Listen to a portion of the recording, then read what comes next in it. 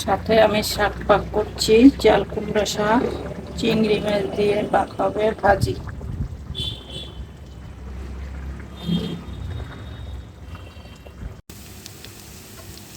শাক রান্না হচ্ছে, শাক ভাজি ফোড়ন দেওয়া হবে।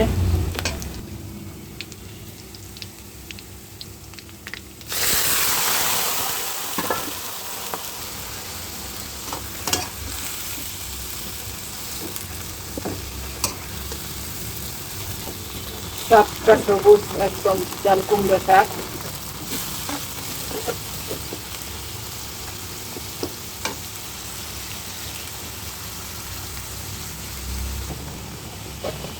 প্রতিদিনই আমাদের চাল কুমড়া শাক, লাউ শাক যত রান্নাই হোক না কেন থাকে, সবজি ছাড়া চলেই না।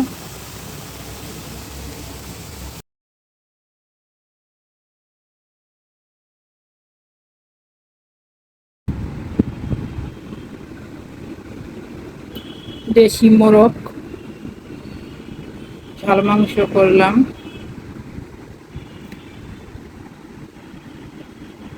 আর চাল কুমড়া শাক ভাজি করলাম।